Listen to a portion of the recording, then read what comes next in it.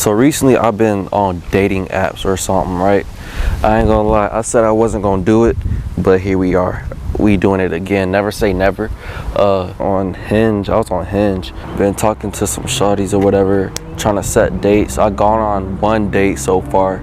The thing about this dating app thing is it's so many people you have to screen that it's like it gets to a point where it's like you almost going through the motions, and it's hard to really try to connect with each and every person, because the fact that you have to go through so many people and most people aren't even really that interested. A lot of people you meet are going to just be there for attention or be looking for friends. I look like a friend to you. I'm not trying to be friends, shawty. You're on a dating app, not a friendship app.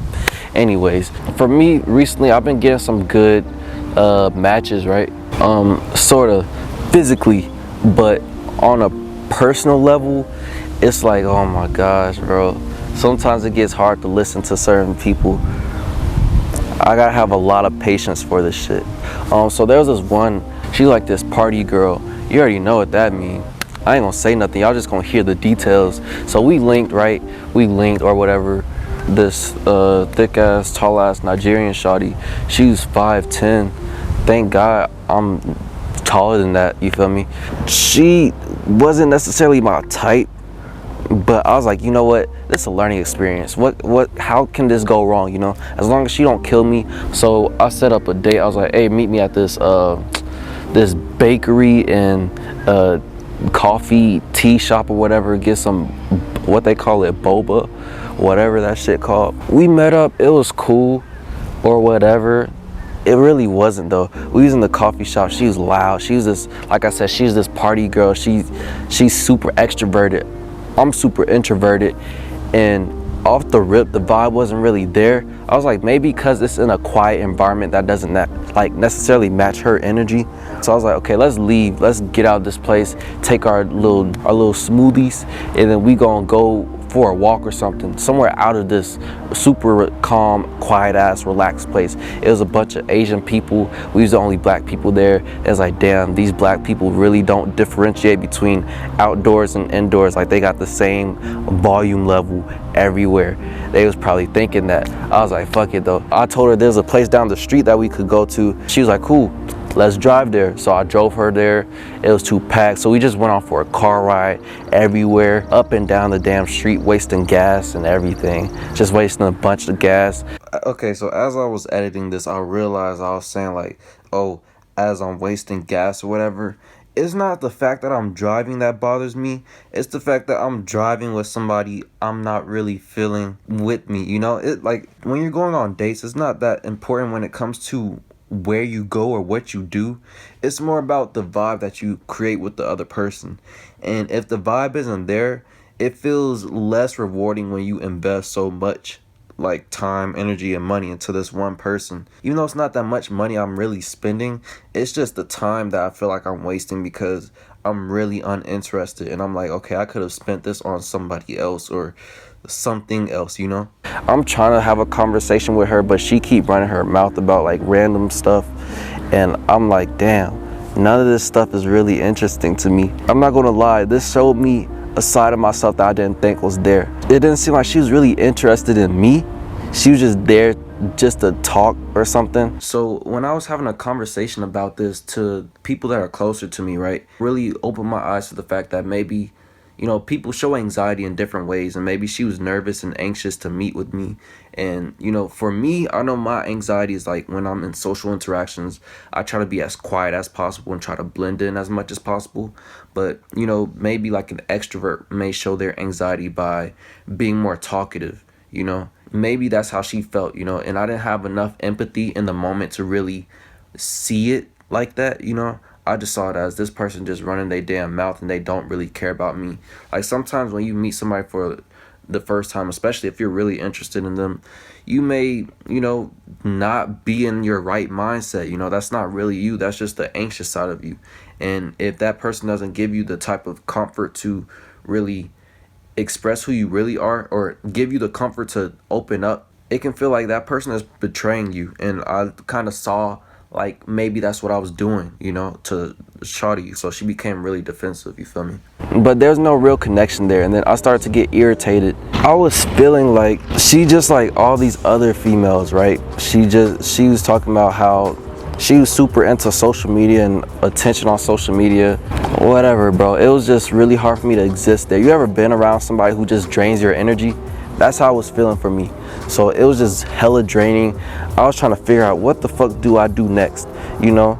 I'm realizing that she just keep on blabbing her mouth about TikToks and shit and Instagram and how she need to get a new phone because her phone don't take the best Instagram pictures. It just wasn't meant to be, you know? Sometimes the vibe just ain't there and it's not really much you can do. But I knew she was still feeling me for some reason because she was really, really touchy.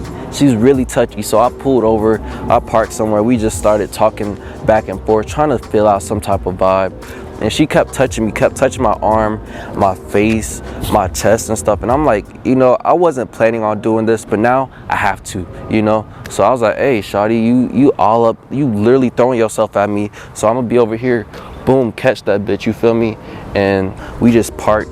I chose the perfect time. The sun was going down, bro, perfect. Even though we couldn't relate on literally anything, she was still feeling me, you know, because the physical attraction was there, I guess. She was in the passenger seat, I was in the driver's seat, you know. Things started getting a little intimate, you know. Okay, so usually I'm not this junkie, but she was sitting right here. I was sitting over there, you feel me? She was leaning across all this shit, you know, breaking her damn back just to get close to me, laying in my damn lap damn near, you feel me? I was like, damn, how the hell am I gonna end this night off, you feel me? I don't know if I'd be like, all right, well, it's been a great time, cause it wasn't a great time. I'm sitting here in the driver's seat, she yapping her mouth about whatever. We both probably know this wasn't that good of a time. She was really loud and stuff, and I'm not a loud person naturally, but she was just like loud everywhere. Like she kept the same volume the whole time. She was also kind of masculine. She started punching me at one time. I'm like, I see what you're trying to do. You're trying to be aggressive because you want me to get aggressive with you because you trying to get intimate, but that's not the way to do it, shawty. You know, I ain't rocking with that. She dapped me up one time because I knew a song. I'm like, shawty, you don't dap me up.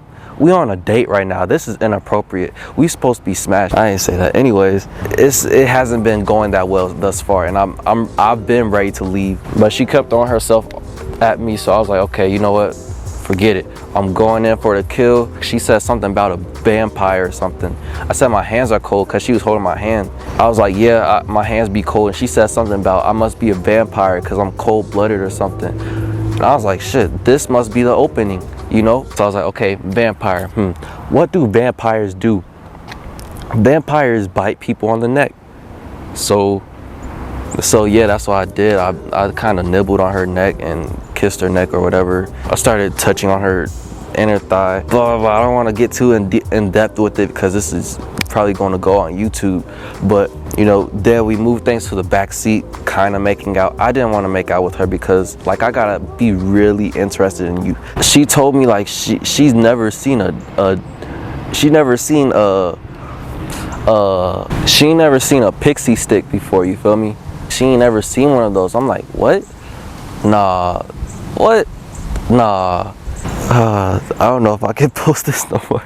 But she was acting really scared about the whole interaction. Like I said, I wasn't really interested in her as a person to begin with. I was getting sexually frustrated. I guess that's what they call it. She was like, I want you to keep on making out with me. And I'm like, I don't want to keep on making out with you, you know? It got to a point where I was like, this girl was acting like a little kid. I told her, you acting like a little kid right now.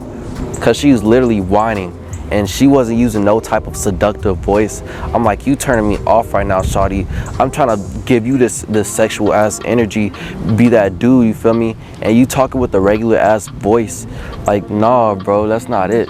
I'm not feeling that. The reason why I'm making this video, I hope y'all understand, is because, you know, I want y'all to learn from my mistakes and learn from my interaction, you feel me? When it came to the intimacy, I was at so little patience by this time that it was like, I shouldn't have even followed through to try to make this an intimate moment to begin with. You know, I should have cut it off even if it was premature, I should have just cut it off and been like, okay, I'll talk to you later or something.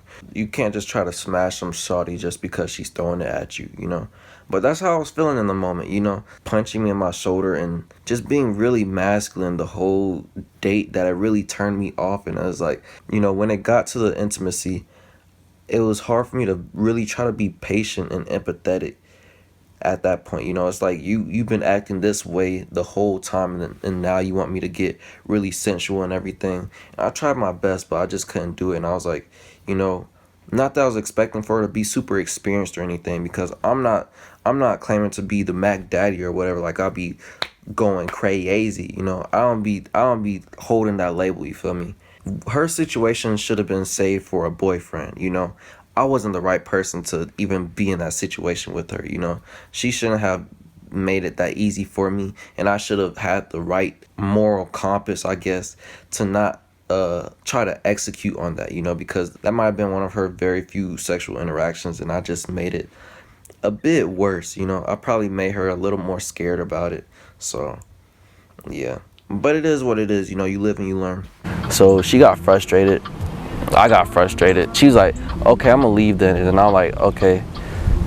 At that point, I was frustrated at the way that she was acting, and she was frustrated at the fact that she wasn't getting exactly what she wanted. Maybe she felt like she gave a lot to me in that moment, to the point where she wasn't getting what she wanted in return, and she might have felt like she was easy, basically. She walked away pretty frustrated. I tried to give her a hug and be like, hey, I'm not trying to be like an asshole or nothing, but, you know, I don't like the way that you treating this whole situation, you know. But she was still pissed because she didn't get what she wanted. And yeah, that's how the date ended. So that was a first date that, I don't know, I guess you can call it a bad first date. It wasn't very enjoyable. That's the only date I've been on from a dating app so far this year. I think I got some other ones in plan, but shit, you know, I gotta really be interested in the person to go on a date. You know, spending money and shit and time and basically a whole day, you know, that shit is exhausting. Dating is exhausting. Dating is really hard for the guys, because for females, it's pretty easy. All you gotta do is be a female and you're gonna get matches and dudes that's ready to take you out on a date. For guys in general, it's hard to get a match, get the girl to respond to you, get her interested in you through the phone first, through text or whatever, FaceTime, and then set the date, figure out her schedule, set a certain date, figure out the logistics, like who's the furthest and where you can meet that's in the middle or whatever. All this stuff, you know, find a specific place, bro. For each and every person, it's tiring and it's exhausting. From that date, what I learned is that, you know, I can almost be like an asshole when I'm really uninterested. I just wish that I handled it a little better, you know.